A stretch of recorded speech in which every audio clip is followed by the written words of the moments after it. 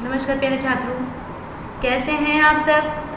उम्मीद करते हैं आप भी बहुत अच्छे होंगे, आपके परिवार के सभी लोग भी बहुत अच्छे होंगे। तो अंतिम कक्षा में हमने उपसर्गों के बारे में पढ़ा, ठीक है। उपसर्ग की परिभाषा दी कि जब भी शब्द के आगे, है ना, किसी भी शब्द या धातु के आगे जब उपसर्ग जोड़ दिए जाते हैं तो उनके शब्द के अर्थ में परिवर्तन हो जाते हैं। वे शब्दांश जो संज्ञा आदि शब्दों अथवा धातुओं से पहले जुड़कर उनके अर्थ में परिवर्तन कर देते हैं उपसर्ग कहलाते हैं। उपसर्ग कुल 22 होते हैं, जिनको हमने याद किया था। प्र, परा, अप, सम, अनु, अवनि से निरदु से दुर, वि, अंग, नि, अधि, अपि, अति, सु, उत, अभि, प्रति, परि, उप। इस तरह से 22 उपसर्गों का अध्ययन किया था। अंतिम कक्षा में ही हमने शुरू के 5 उपसर्गों से, जैसे 5 धातुओं पे, जैसे क्री धातु था, गम धातु था, चर धातु था, सु धातु था और श्री धातु थी और नी धातु थी। इन पर हमने इन धातुओं के साथ हमने कुछ उपसर्गों का प्रयोग करके उनके परिवर्तन अर्थ को देखा था। फिर से बताते हैं, जैसे क्री धातु थी, गम धातु है, चर धातु है, श्री धातु थी, नी धातु थी। इन धातुओं के साथ हमने कुछ उपसर्गों का प्रयोग करके शब्द बना के और उनके अर्थों में परिवर्तन किया था, उनके अर्थ में परिवर्तन देखा था। जैसे अनु के साथ यदि श्री धातु लगती है तो अर्थ निकलता है पीछे पीछे जाता है। वहीं श्री धातु के साथ जब उपसर्ग का प्रयोग करते हैं तो अर्थ निकलता है पास जाता है। वहीं श्री धातु के साथ जब अप उपसर्ग का प्रयोग करते हैं तो अर्थ निकलता है दूर हटना। चलिए आगे चलते हैं। आज हम नेक्स्ट छठी धातु भू धातु। भू यानी होना, भू यानी होना। अनु प्लस भू बराबर अनुभवती। अनु प्लस भू बराबर अनुभवती, अर्थ निकलता है अनुभव करता है। अनु प्लस भू बराबर अनुभवती बराबर अर्थात अनुभव करता है। अनु प्लस भू बराबर अनुभवती अर्थात अनुभव करता है। उत प्लस भू बराबर उद्भवती अर्थात उत्पन्न होता है। उत प्लस भू बराबर उद्भवती अर्थात उत्पन्न होता है। प्र प्लस भू बराबर प्रभवती अर्थात निकलता है।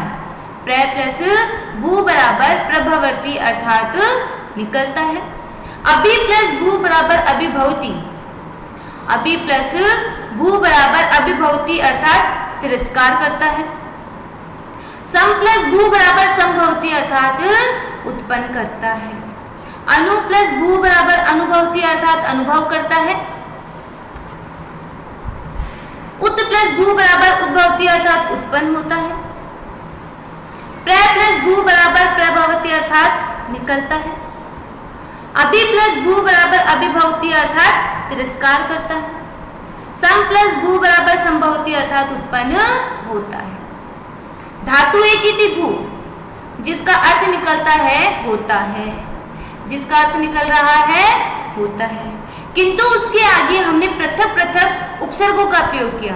अनु का अर्थ करने पर निकला उत्पन्न होता है, अनुभव करता है। उत का प्रयोग करने पर निकला उत्पन्न होता है। प्र उपसर्ग का भू धातु के साथ प्रयोग करने पर अर्थ निकलता है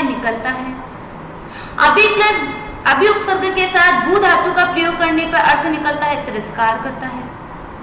सम उपसर्ग के साथ भू धातु का प्रयोग करने पर अर्थ निकलता है उत्पन्न होता है।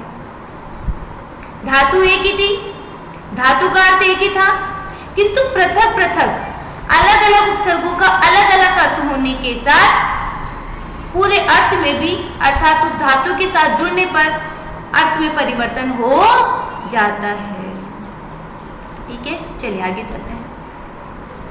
वद धातु। वद यानी बोलना, वद यानी बोलना। अप, अति और प्रति। अप, अति और प्रति, इन 3 उपसर्गों का प्रयोग वद धातु के साथ करने पर अप, अति और प्रति, इन तीनों उपसर्गों के अर्थ अलग अलग हैं। वद वद वद तीनों का अर्थ बोलना है, लेकिन इन अलग अलग उपसर्गों के साथ एक ही मेल कर देने पर अलग अलग अर्थ निकलेंगे। जैसे अप प्लस अप उपसर्ग के साथ वद धातु का प्रयोग करने पर शब्द बनता है अपवदति। अप उपसर्ग के साथ वद धातु का प्रयोग करने पर अपवदिति शब्द बनता है और अर्थ निकलता है गाली देता है। इसी प्रकार अति उपसर्ग के साथ वद धातु का प्रयोग करने पर शब्द बनता है अतिवदति और अर्थ निकलता है बहुत बोलता है। प्रति उपसर्ग के साथ वद धातु का प्रयोग करने पर शब्द बनता है प्रतिवदति और अर्थ निकलता है उत्तर देता है। वही बात वापिस आती है, उपसर्ग अलग अलग है, धातु एक ही है, शब्द अलग अलग बनेंगे और अर्थ तो अलग अलग निकलेंगे ही निकलेंगे।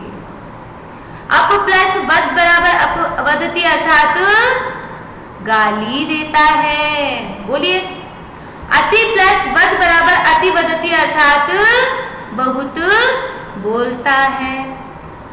प्रति प्लस वद बराबर प्रतिवदति अर्थात उत्तर देता है। क्लियर हो गया? चले क्या आगे? चले। ज्ञा प्लस ज्ञा धातु का अर्थ होता है जानना और ज्ञा में ज्ञा धातु से जब लंग लकार सॉरी लट लकार लिट एक वचन, लट एक वचन है ना,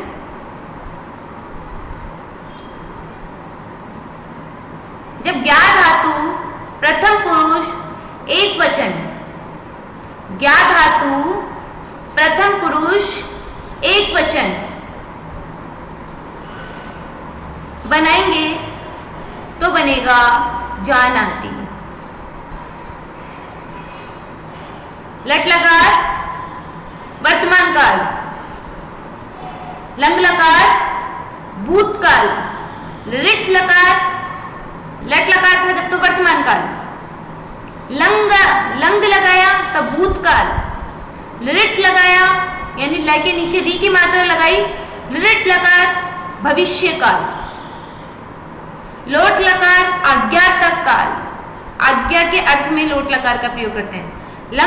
विधिलिंग लकार चाहिए अर्थ है। शुरू के 5 लकार हम पढ़ते हैं।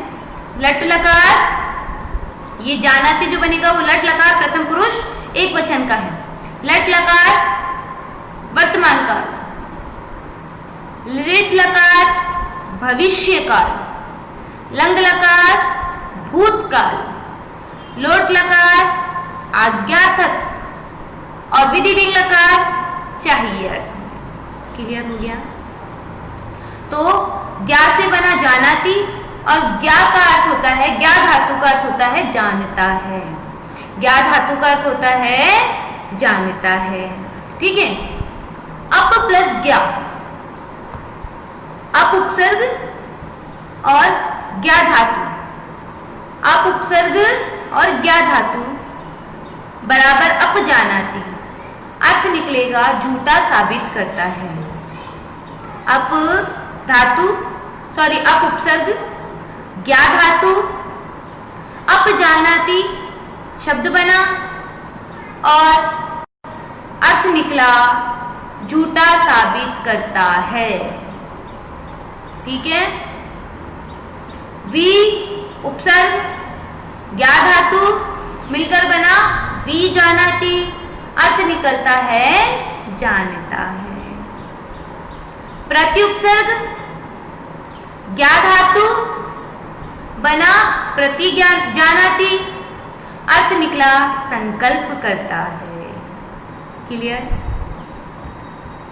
अप उपसर्ग ज्ञा धातु बना अप जानाति, अर्थ निकलता है झूठा साबित करता है। वी उपसर्ग ज्ञा धातु बना वी जानाति, अर्थ निकलता है जानता है। प्रति उपसर्ग ज्ञा धातु बना प्रति जानाति और अर्थ निकला संकल्प करता है। चले आगे, चले। स्था प्लस तिष्ठ बराबर बैठता है। स्था या तिष्ठ, ठीक है, दोनों ही धातुओं के साथ आपके बनेगा शब्द तिष्ठति। शब्द क्या बनेगा? तिष्ठति। स्था धातु या तिष्ठ धातु, दोनों का अर्थ एक ही होता है। स्था धातु, तिष्ठ धातु, इनके साथ बनेगा तिष्ठति। अर्थ निकलता है बैठता है या ठहरता है, बैठता है या ठहरता है। आदि उपसर्ग, अनुपसर्ग, अवउपसर्ग, उत्उपसर्ग और उपउपसर्ग, इनके साथ प्रयोग करेंगे स्था धातु को। इनके साथ प्रयोग करेंगे स्था धातु को। फिर बताया था हमने, स्था धातु हो चाहे तिष्ठ धातु हो, शब्द रूप बनेगा आपका तिष्ठति। स्था धातु हो या तिष्ठ धातु हो, शब्द रूप बनेगा आपका तिष्ठति और अर्थ निकलेगा बैठता है या ठहरता है। तो अधि प्लस स्था बराबर अधि तिष्ठति, अधि प्लस स्था बराबर अधि तिष्ठति, अर्थ निकलता है रहता है।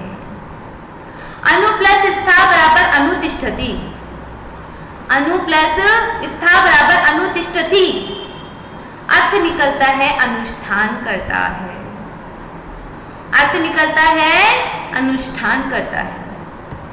अब प्लस स्था, अब उपसर्ग स्था धातु, अब उपसर्ग स्था धातु बराबर अवतिष्ठति, अर्थ निकलता है ठहरता है, अर्थ निकलता है ठहरता है। उत उपसर्ग स्था धातु, उत उपसर्ग स्था धातु बराबर उत्तिष्ठति, बराबर उत्तिष्ठति, अर्थ निकलता है उठता है, अर्थ निकलता है उठता है। उप प्लस स्था, उप उपसर्ग स्था धातु, रूप बना उपतिष्ठति, रूप बना उपतिष्ठति, अर्थ निकला पास जाता है। आदि उपसर्ग स्था धातु से रूप बना अधितिष्ठति और अर्थ निकला रहता है। अनुपसर्ग स्था धातु, रूप बना अनुतिष्ठति, अर्थ निकलता है अनुष्ठान करता है। अब प्लस स्था, अब प्लस स्था बराबर अवतिष्ठति, अर्थ निकलता है ठहरता है। उत उपसर्ग स्था धातु, रूप बना उत्तिष्ठति, अर्थ निकलता है उठता है। उप उपसर्ग स्था धातु, रूप बना उपतिष्ठति, अर्थ निकलता है पास जाता है। क्लियर हो गया? चले आगे, चलिए। अब उपसर्गों के संयोग से बनने वाले शब्दों को पढ़िए और समझिए, ठीक है। इस उपसर्ग प्रउपसर्ग, प्र है ना, इस उपसर्ग का प्रयोग सामान्यतः अधिक अर्थ में किया जाता है। अब प्रत्येक उपसर्ग का हम जो 22 उपसर्ग थे हमारे, उनका सबका हम पृथक पृथक अर्थ पढ़ेंगे और उन अर्थों के साथ जो हमारे सामान्य शब्द बनते हैं, जो शब्द बनते हैं उनको पढ़ेंगे।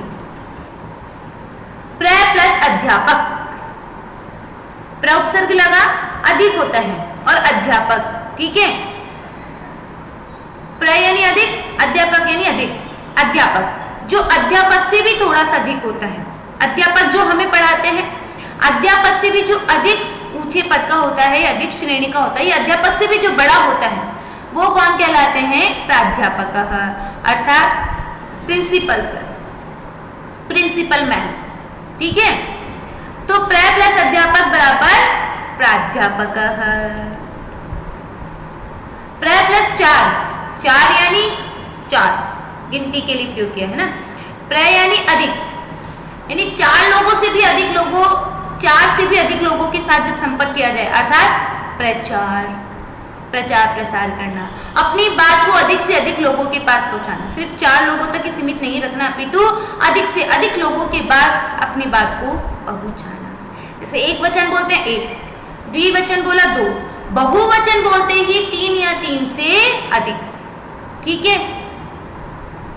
प्र प्लस यत्न बराबर प्रयत्न, प्र प्लस कारः बराबर प्रकारः, प्र प्लस आचार्य प्राचार्यः, प्र प्लस गतिः बराबर प्रगतिः। गति तो सिर्फ चलना और प्रगति यानी आगे की ओर बढ़ते रहना, बढ़ते रहना, बढ़ते रहना। प्रक्रिया, प्रक्रिया। प्र प्लस भावः बराबर प्रभावः। प्र प्लस अध्यापकः बराबर प्राध्यापक है। प्र प्लस चारः बराबर प्रचारः। प्र प्लस यत्न बराबर प्रयत्नः।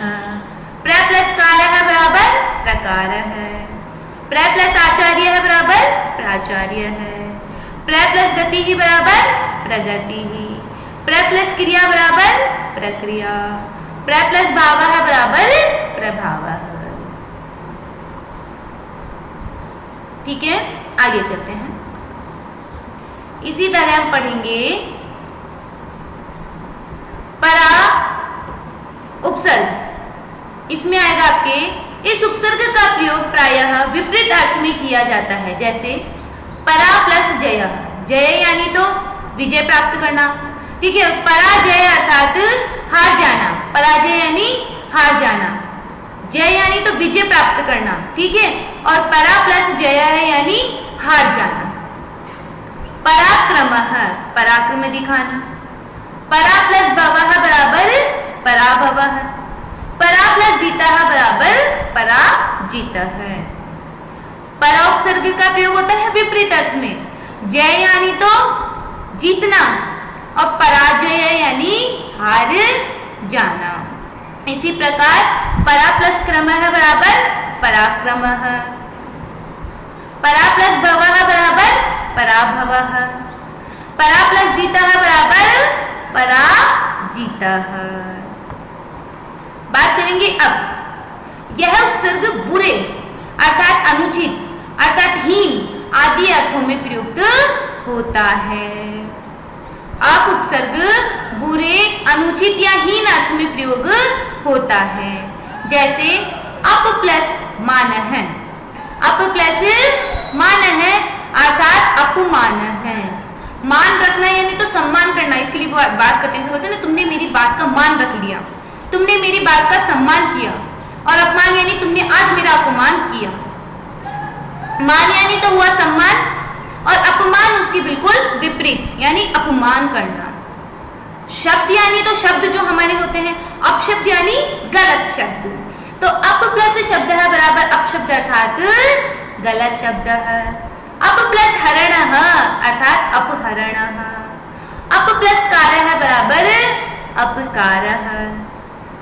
अप प्लस यश बराबर अपयश है।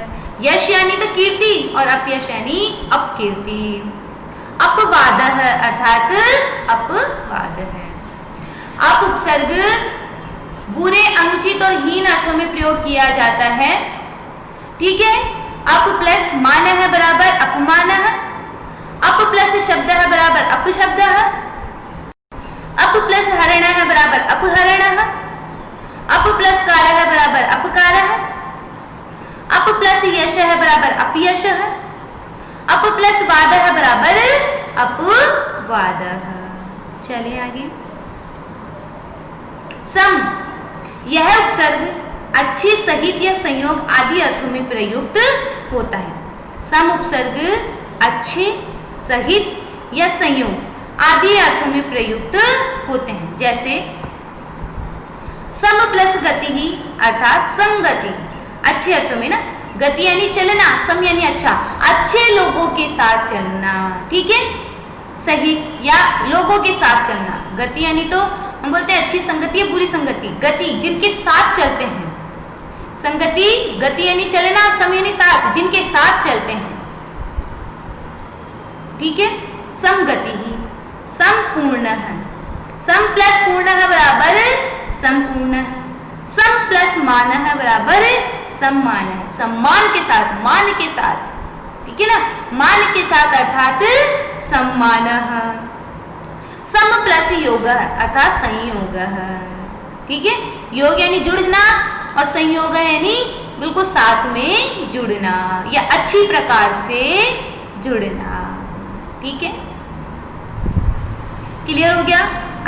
5 नेक्स्ट अनुपसर्ग। इस उपसर्ग का प्रयोग 7 आदि अर्थों में होता है, जैसे अनु प्लस वादः। अनुवाद है, पीछे या साथ के अर्थ में होता है। अनुवाद यानी बोलना, अनु यानी साथ में, ठीक है ना। तो अनुवाद बोलते ना, अनुवाद कीजिए यानी शब्दों के अर्थ के साथ, संस्कृत के शब्दों के साथ ही हिंदी का अर्थ भी प्रयोग करना। संस्कृत की एक लाइन बोलिए, अहम गच्छामि, अनुवाद कीजिए यानी इसके साथ ही हिंदी का अर्थ बोलिए, मैं जाता हूँ। अहम गच्छामि, मैं जाता हूँ। अहम गच्छामि का अनुवाद कीजिए यानी मैं जाता हूँ। संस्कृत के साथ हिंदी का प्रयोग करना। संस्कृत शब्दों का यानी संस्कृत के साथ हिंदी अर्थ का भी प्रयोग करना। तो यहाँ पे साथ है। अनुगमनम, पीछे पीछे जाना।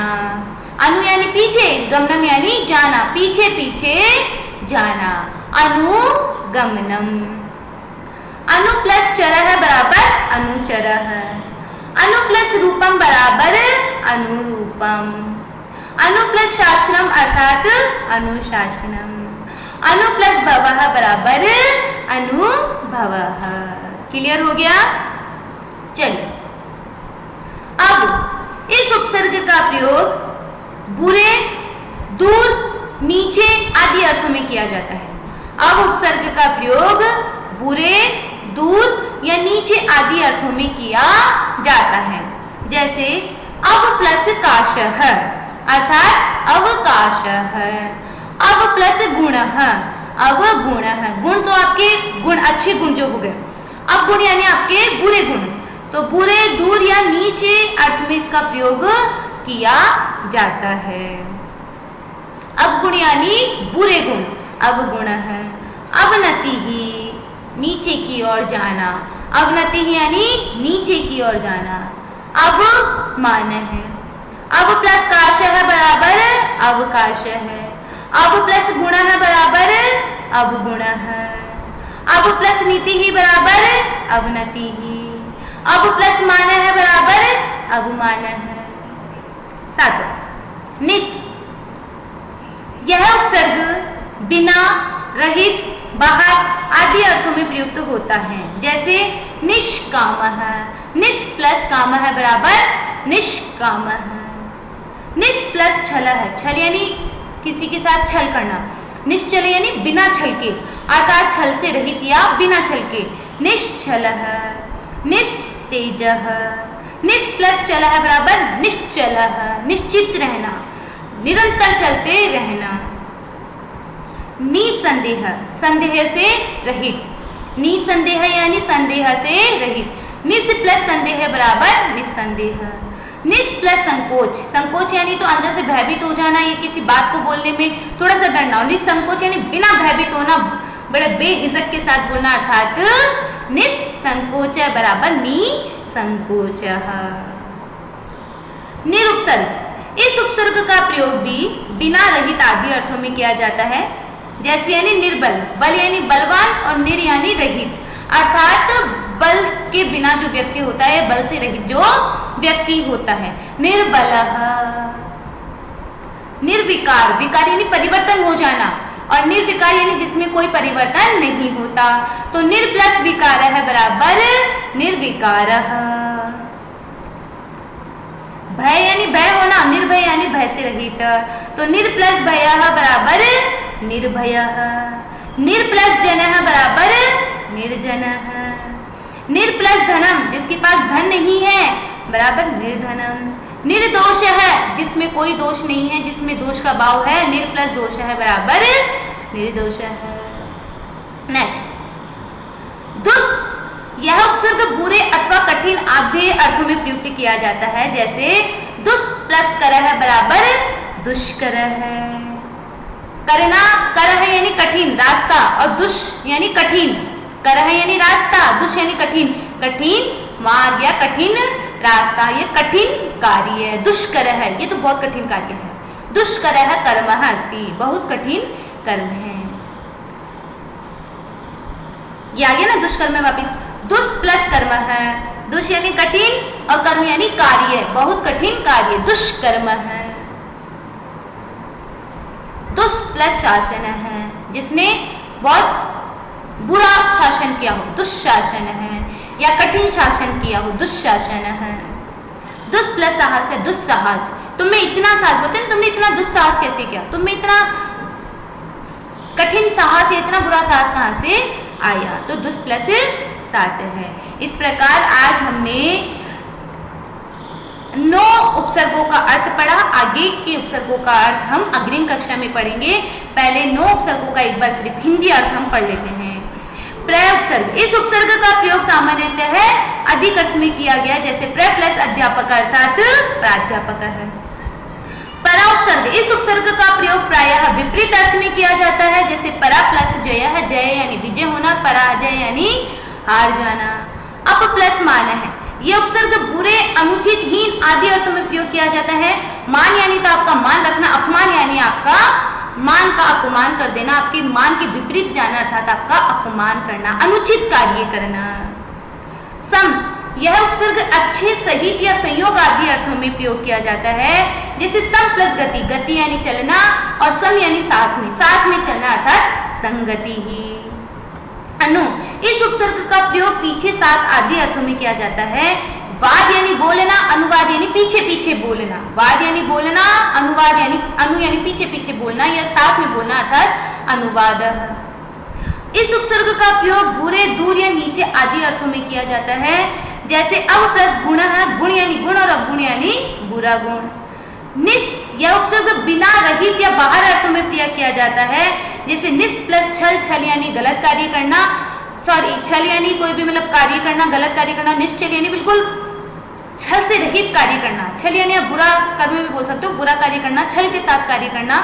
लेकिन निश्चल यानी बिल्कुल सफाई से बिना छल के कोई कार्य करना। निर प्लस निर, इस उपसर्ग का प्रयोग बिना, रहित आदि अर्थों में ही होता है, जैसे निर्बल यानी बल से रहित। दुस, यह उपसर्ग बुरे अथवा कठिन आदि अर्थों में प्रयोग किया जाता है, जैसे दुष्कर है, कर यानी कार्य करना, और दुष्कर यानी कठिन, कठिन कार्य करना। आई होप आपको समझ में आया होगा। अग्रिम जो हमारे बचे हैं 21 में से 9 जो हमारे बचे हैं वो शेष अग्रिम कक्षा। धन्यवाद। आज यही कक्षा का समापन करते हैं।